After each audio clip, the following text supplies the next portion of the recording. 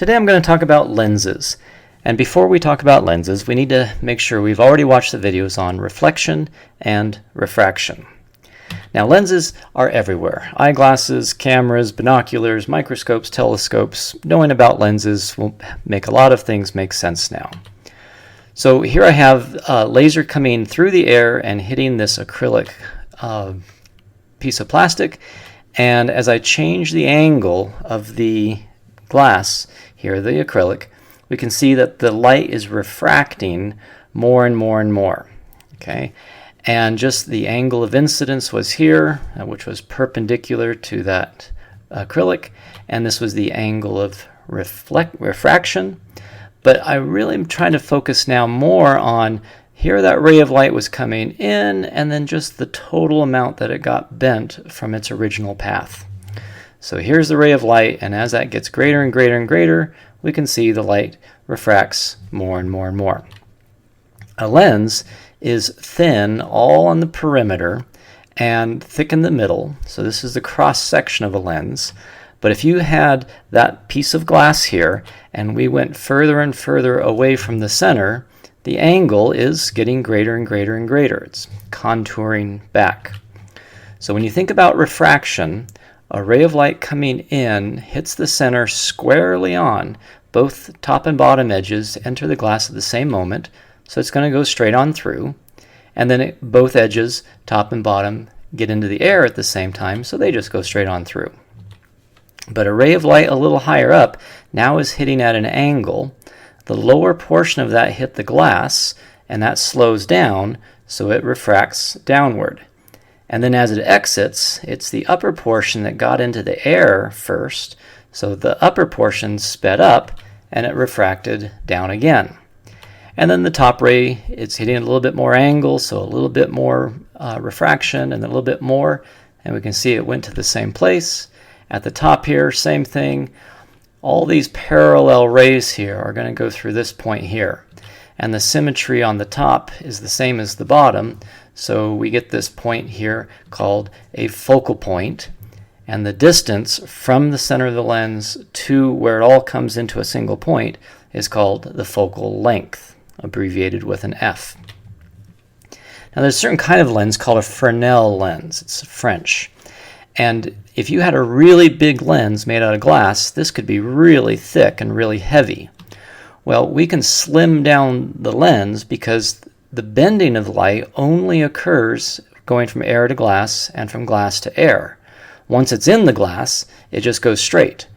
So this lens here would do the same as that lens there, and we can even just slim it down even more by pushing them all in a line here. And here's an example of a Fresnel lens. This is in a lighthouse. This whole thing would rotate around, and this would be placed at the focal point. After it goes through the lens, all the light comes out parallel. So here I'm doing something just a little bit different. I'm doing it wrong, okay? I'm showing the rays of light bending in the middle, refracting in the middle. We know that it really bends a little bit as it enters the glass, and it bends a little bit more as it leaves into the air. But just the overall effect of a lens is that if light comes in parallel, it's going to go through the focal point. So it is okay to show it bending in the middle instead of once at each boundary. Now what's different with lenses from mirrors is that if light comes in from the left, it's going to go to a focal point on the right. But if light comes from the right, it's going to go to a focal point on the left. And lenses have two focal points, where mirrors only have one focal point. It complicates things just a little bit.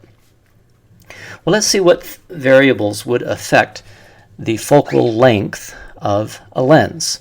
So if I just had air and glass parallel rays coming in, and let's say this is just the focal point, if I had a glass lens that was less curved, the light that hit out here is only going to bend a little bit, and all those rays are going to come together further away. The focal length got greater. If I had a diamond instead of just glass, light travels a lot slower in a diamond, so it's going to really bend that light a lot, and it's going to have a much shorter focal length. If I took my original lens and submerged it in water, there's not as big of a difference in speed going from water to glass and glass to air, so it's not going to refract very much, and the focal point would be much further away. Okay. And there is a lens maker equation. It's kind of complicated. It's not currently part of the AP curriculum or even typically in a physics class, but I just wanted to introduce it here a little bit. We could have two different radii on the contour of our lens. So this is radius of one side, and this is the radius of the other side. And we have to do the index of refraction of the glass, what the lens is made out of, and the index of the fraction of the air surrounding it or water surrounding it or whatever is surrounding the lens. So when we go to the store and buy reader glasses, they all come in different powers, but the power is going to be 1 over the focal length. So this equation could be used to find the power of the lens, or we'll take 1 over the answer and you would get the focal length. Okay, so in this example, the power was +2. So if we solve for the focal length, it must have had a focal length of 0.5 meters. And you can even have concave and convex surfaces here, like these eyeglasses for nearsighted people. But yeah, maybe that's all I'll say about that. So as we get into looking at the images that are formed as light goes through a lens, it's important to remember about diffuse reflection. If these objects are small and the irregularities are large, the rays of light coming in could bounce off in any angle. And if we had a bunch of rays coming in all parallel, they could just bounce off at any crazy angle. If we're talking about pigments of a flower or something, if we have red pigments, all these colors of light coming in, only the red colors are going to be reflecting off, but they will be reflected off diffusely. So if I have a bouquet of flowers here and I shine light onto it, light that hits that spot there is going to reflect red in all sorts of crazy directions. And light that hit there in orange is going to send it in directions. So is white, so is green. But as I look at that, this may be self-evident, but it's going to be very important to think about this as we try to figure out what the image is going to look like. But here is the actual object, and where these rays of light actually originated from, converging we say, is where I would see that spot of light. And again, that seems self-evident, and it is, but it's important to remember as we move on. And it doesn't matter where I put my eye, some of those rays of light are going to come into my eye, but where those rays converge is where I'm going to see that color of light. Now, if I put a lens there, so this light's not going through the lens, but this is, to figure out what we see, we got to figure out where those rays of light are going to go. So I'm going to only look at the red ones. I'm only going to look at the light that started from the very tippity top part of the flower. And I got to decide what's going to happen here. To do that, we're going to use ray diagrams. Now we did that with mirrors, but the first 3 rules are the same. If we draw a ray parallel to the principal axis, it will get refracted through the focal point. Light comes in parallel, it's going to go through the focal point. Rule number 2, if the ray is drawn through the focal point, it will get refracted parallel to the principal axis. Rule number 3, if the ray is drawn through the center, it's just going to hit squarely on and just go straight on through. Okay, those are the same with mirrors as they were for lenses. What's different is that because we have 2 focal points, we need to make sure we use each focal point once. And then rule number 5 seems silly, but do rule number 1 first. And the reason is, if we draw the ray of light coming parallel first, and then we have 2 focal points to choose from, the shape of the lens should tell us what focal point to use. And once we use that focal point, we don't use it again. We use the other focal point for the other ray. Let me show you what I'm talking about. So light was reflecting diffusely from there, but if a ray of light came in parallel to the lens, it's going to go through the focal point. So now we use that focal point, we got to do the other rule, rule number 2 for this one. If ray goes through the focal point, it's going to come out parallel. Rule number 3 is if it hits the center, it's going to go straight on through. And it only really takes just 2 lines here to figure out where they converge. But once we figure out where they converge, any other line that we draw is also going to converge at that same point. Okay? And orange light would converge at that point if we do the exact same thing we just did. White light would converge at that point. Green light would converge at that point. And no matter where I put my eye here, all these rays of light look as if they originated right here. So that's where I'm going to see the image. Those rays of light extended backwards all look like they came from there. The image is real, it's inverted, and it's reduced. Okay, so if I had a glass here where I had the object behind it, the light that comes through that is going to look upside down and smaller in this case. If I put my eye over on this side and didn't look at the light that came through, but now looking this way, and I put a piece of paper right there, well, all that light that was spreading out gets concentrated back onto the paper. And that's a characteristic of a real image, is that you can get an image cast onto a screen or a piece of paper. If the paper wasn't quite in the right spot, it would go out of focus and back into focus. But you would get an image of the flower right there on that piece of paper, like I have there. Now it's important not to draw too many lines. You only needed to draw 2 lines to see where they converge. Don't draw all those other ones. Just follow those 3 rules for the 3 lines. But it was a real image, and that's because the rays of light that came through the lens really did converge in a single spot there. It's inverted, and that's because the rays that started above the principal axis were brought to a point below. It flipped it. And it's reduced because if I were to measure the height of the object and I measure the height of the image, I would find it was smaller, so it was reduced. And we do have the same equation about magnification that we did with mirrors. So let's do that again, but with a different shape of lens. So we have all these rays of light reflecting diffusely off of my bouquet of flowers, and I put a lens here. All the light that hits that lens is going to get refracted at different angles. This time my object is inside the focal length. Okay, previously it was out here somewhere. So I'm going to only look at the light that comes from the top. That's all I really need to do. If I can figure out where that light is recreated, I can figure out the rest of the image. So all these rays are coming off that thing, reflecting diffusely. If a ray comes in parallel, we're not going to use this focal point. We're going to use this one over here because it's going to get refracted down. Once we use that focal point, we need to use this one now. So we're going to draw light from that same spot. If it went off in that direction, it wouldn't hit the lens. So if it went off in the exact opposite direction, in line with the focal point, and it hits my lens, it's going to come out parallel. If that's a little confusing, just what would happen if I were to draw the ray coming this direction? Well, it would go through the focal point here. So light that came there in line with the focal point would come out parallel. So that was rule number 1 and rule number 2. Rule number 3 says if I hit the center of the lens, it's going to go straight on through. And you can see this time, there's nowhere that I could put a piece of paper over here where that light's going to get concentrated back onto the surface.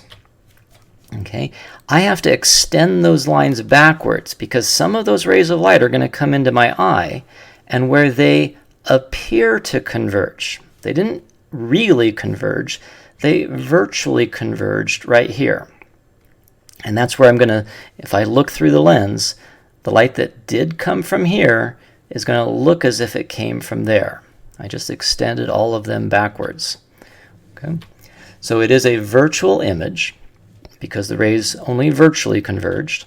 It is upright because it started above and ended above. And it is enlarged because the height of the image is greater than the height of the object. So we'll do that with all these rays here. Light reflecting diffusely from there would go off in all those crazy directions. Orange would go off like that, white would go off like that, green would go off like that. But as I stand over here and look at the light that comes through, some of that light's going to come into my eye, and it's where those rays of light look as if they originated. They really originated from here, but I have to extend back the red to see where they came from. And the orange looks like it came from there, and the white looks like it came from there, and the green looks like it came from there. So no matter where I put my eye here, those rays of light that did start in these places are going to look as if they started in those places. And I would get a point-by-point recreation of my bouquet of flowers. So here is the object that was here, and I am looking through the lens here, and you can see it made it bigger. It is upright, and that's all a magnifying glass is. Just place the object inside the focal length, and it will magnify it for you. All right, now let's look at this kind of lens. The contour is opposite here now. So we'll make sure we are understanding about refraction, but light that hits in the center hits squarely on, and then as it exits from glass back into the air, it just both edges reach the glass or the air in the same time, and they just go straight on through. But this time the lens is curved back, so if I look at the top edge here, it's the top edge that's in the glass. The bottom edge is still in the air. The top edge slowed down, so it's going to turn up a little bit.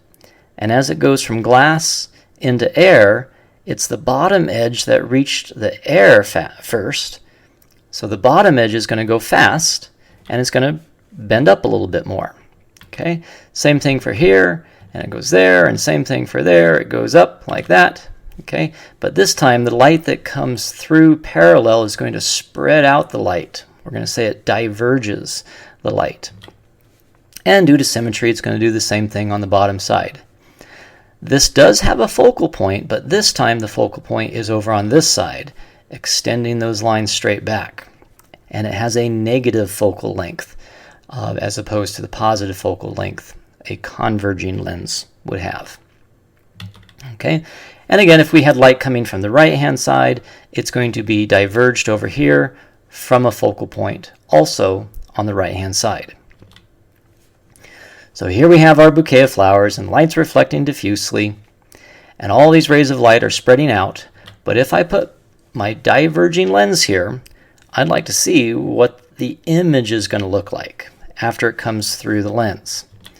All right, so again, I'm only going to look at the light that came from the very tip-top part of the flower. Seeing where the light came from the tippy-to-top part will allow me to figure out where every other part of light comes from. Okay, so I have those rays of light there. Likely one of those rays is going to come in parallel. So we do the parallel ray of light first. Be careful, you might think it's going to go down here, but because of the shape of the lens, it's going to get refracted up in line with the focal point. Okay, so that was rule number 1. We have to do rule number 2 here. We have to go through the focal point and then come out parallel. Here's where it gets a little confusing. We already use this focal point, but we haven't used this one yet. And we have to make sure we use each focal point once. So I'm going to draw a ray going straight toward that other focal point. And when it hits my lens, it's going to come out parallel. And if that confuses you, just if it had come from the left and comes to the right, it's going to diverge up in line with that one. Rule number 3, if it hits the center, it's going to go straight on through. So is it a real image? And it is not, and that's because the rays of light diverge. I couldn't put a piece of paper anywhere on this side and have light concentrated onto it. And so as I look at the light coming through the lens, it's where these rays of light appear to have originated. So we're going to extend them back, straight on back, and they all look like they came together right there. So they really originated from here, but once they get bent by the lens, they're going to look like they came from there. And that's where I'm going to see that red spot on the flower. So light that did come from there is going to look as if it came from there. The other thing we need to know is that light that came from on the principal axis is also going to look as if it came from on the principal axis. So the bottom of the vase there would line up with the bottom of the vase there. Okay, and it is virtual, it is upright, started above, ended above, and it is reduced because the image was smaller than the object. And before I finish up, I just have two more examples involving compound lenses. Compound lenses are just two or more lenses in combination. So here I have this lens outlined in orange, and it has these two focal points, and this lens outlined in green, and it has these two focal points. So you just do one at a time. So you've got parallel, focal point, parallel, through the center, and straight on through. So we're going to have our image there.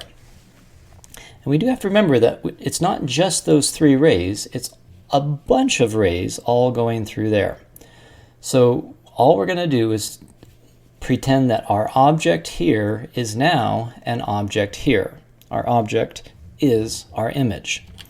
So now we're just going to say likely one of these rays is going to come parallel into my second lens, and it's going to go through the focal point.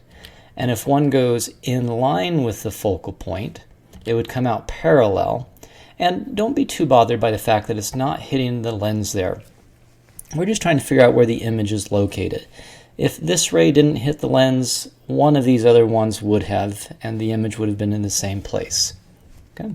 So then the last part is if it goes through the center, it goes straight on through, and already we can tell that if we look off in that direction, we will have an image over here. That image is virtual, it is inverted, but this time I'll say it's greatly enlarged. And if we didn't have the bouquet of flowers, but rather had an amoeba there and drew the ray diagram, well, that's exactly what a microscope is. Notice that I have the real image inside of the focal length of my second lens, and that creates a virtual image here. The closer that is to the focal point for my second lens, the greater it would be enlarged. And so these dials here on your microscope are just changing the distance between those two lenses. The last example would be if I had an object here, the image would be there. This time the image becomes my object, but this time it is outside the focal length for my second lens. So then I'm just going to pretend that's my object, comes in parallel, goes through the focal point, goes through the focal point, comes out parallel. Again, don't worry that it missed the lens. If it goes through the center, it will go straight on through. So this time over here, I get an image that is real, and I could cast it onto a screen. Okay, if I look at the screen, that light's reflecting diffusely off the screen, so I could view it from any angle over here and I would still see it. It is real, it is upright, and it's greatly enlarged. And that's what a projector is. It just makes an object from back inside here project onto a screen. And I just want to remind you about these two equations. You can use both of these equations to determine the nature of the image, whether it's upright, inverted, or real or virtual, enlarged or reduced. And I did cover those in the reflection video. So if you have questions on how to use that, you can look there. But that is lenses.